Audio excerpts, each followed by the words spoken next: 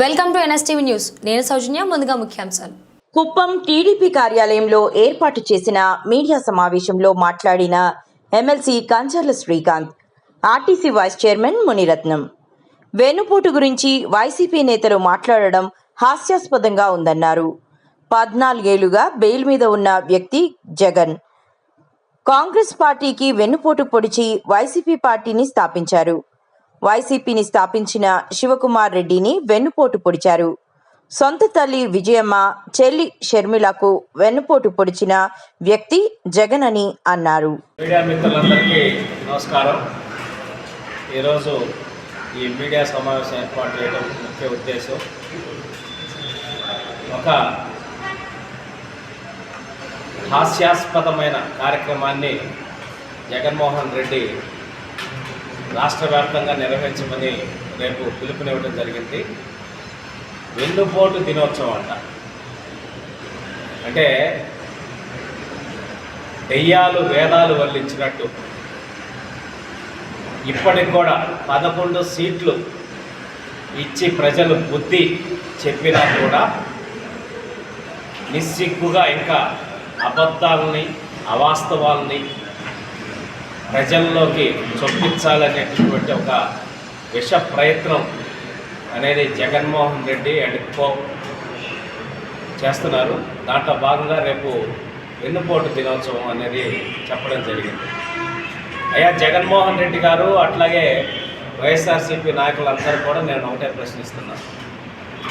వెన్నుపోటుకి గొడ్డలి పోటుకి రెండింటికి పేటెంట్ అనేది వైఎస్ఆర్సీపీ కాంగ్రెస్ పార్టీ అనేది, అలాగే మీరు, మీ నాయకులు, మీ అధినాయకుడు అని చెప్పని ఈ సందర్భంగా తెలియజేస్తా ఉన్నా.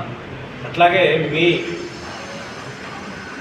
డిఎన్ఏలోనే ఆ వెన్నుపోటు హత్య రాజకీయాలు అనేది ఏ విధంగా ఉన్నాయనేది కూడా మనందరం ఒకసారి గతంలోకి వెళ్తే, రాజారెడ్డి గారు, మన జగన్మోహన్ రెడ్డి గారి తాతగారు వెంకట నరసయ్య గారని ఆయనకు సంబంధించిన బైరైటిస్ గనుల్లో ఒక చిన్న భాగస్వామి ఇచ్చి లెక్కలు అవన్నీ రాసేదానికి అవకాశం కల్పిస్తే, కొన్ని రోజులు పనిచేసిన తర్వాత ఆయన్నే హత్య చేసి ఆ మైనింగ్ క్వారీని చేజిక్కించుకొని అక్కడి నుంచి హత్య రాజకీయాలకి, వెన్నుపోటు రాజకీయాలకి, వాళ్ళ నేరపూరితమైన సామ్రాజ్యానికి పునాది అక్కడి నుంచే ప్రారంభమైందనేది, ఇది వెన్నుపోటు కాదా అని చెప్పనేసి మేము జగన్మోహన్ రెడ్డి గారిని ప్రశ్నిస్తున్నాం.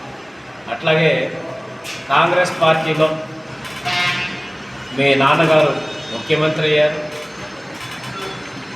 అట్లాగే కాంగ్రెస్ పార్టీలో మీ నాన్నగారిని అడ్డం పెట్టుకొని లక్షల కోట్లు దోచుకున్నారు. దాంట్లో డైరెక్ట్గా ఈడీకే 40,000 కోట్ల పైచలకు అటాచ్డ్ కేసులు ఈరోజు మీ మీద 14 కేసులు నడుస్తున్నాయి.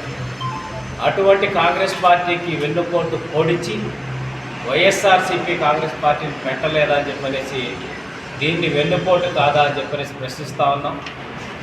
అన్నిటికన్నా అతిపెద్ద వెన్నుపోటు ఏంటంటే, అసలు వైఎస్ఆర్సీపీ పార్టీయే ఆయన కాదు, జగన్మోహన్ రెడ్డి గారి కాదు. శివకుమార్ అనే వ్యక్తి వైఎస్ రాజశేఖర్ రెడ్డి అభిమాని.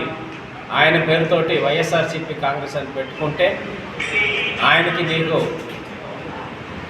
గౌరవాధ్యక్ష పదవి ఇస్తాం, అట్లాగే మరిన్ని పార్టీలో సముచితమైన స్థానం ఏర్పాటు చేస్తామని చెప్పి అతని దగ్గర నుంచి పార్టీని తీసుకొని ఆయన్ని ఏ విధంగా తన్ని తగలేశారో మనం అందరం చూసాం. ఇది వెన్నుపోటు కాదా అని చెప్పేసి ప్రశ్నిస్తూ ఉన్నాం. అలాగే జగన్మోహన్ రెడ్డి గారు ఎన్ని హామీలు ఇచ్చారో మనందరికీ తెలుసు. ఏది అడిగితే అడిగి మనకి ఊర్లలో వస్తుంటారు, మ్యాజిక్లు చేసినట్టు ఏది కావాలంటే అది చేస్తామని చెప్పేసి చెప్పేవాళ్ళు వస్తుంటారు.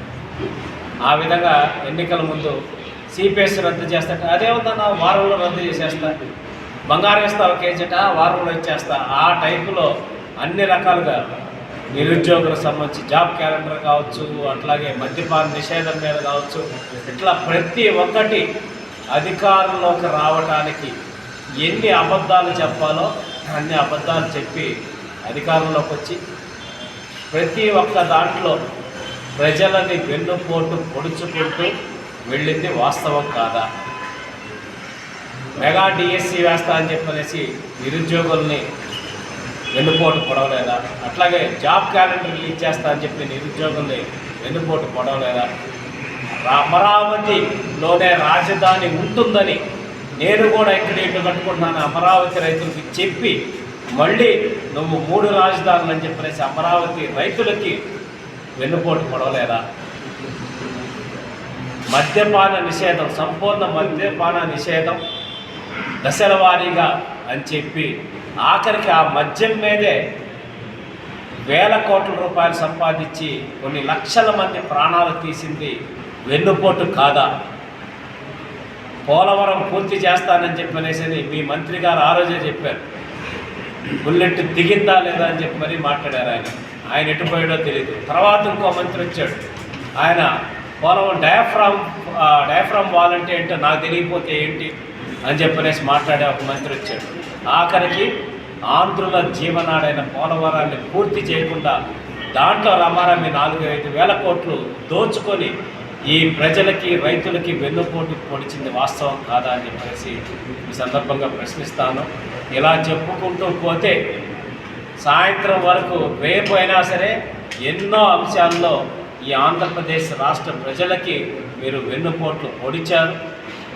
ఆ వెన్నుపోట్లు పొడిపించుకున్న ప్రజలందరూ కూడా ఓపికతో భరించి భరించి భరించి ఆఖరికి ఓటు అనే ఒకే ఒక పోటుతోటి మిమ్మల్ని 11 సీట్లకి కిందకి పంపించి బుద్ధి చెప్పారనే సంగతి తెలుసుకోవాలని తెలియజేస్తూ ఉన్నాం. 85% మీరు చెప్పిన హామీలు వేటిని నెరవేర్చకుండా కొన్ని పథకాలకి డబ్బులు వేస్తూ మిగతా అన్ని రంగాలని నిర్వీర్యం చేసి 10 లక్షల కోట్ల పైచిలకు అప్పులు చేసి ఈ రాష్ట్ర ప్రజలందరికీ వెన్నుపోటు పొడిచింది వాస్తవం కాదా అని చెప్పేసి జగన్మోహన్ రెడ్డి గారిని ఇప్పుడే ప్రశ్నిస్తాను. ఇప్పటికైనా బుద్ధి తెచ్చుకొని ఎక్కడ తప్పు చేశాం, ఎక్కడ పొరపాట్లు చేశామని అంగీకరించి ప్రజలకి ప్రతిపక్ష నాయకుడిగా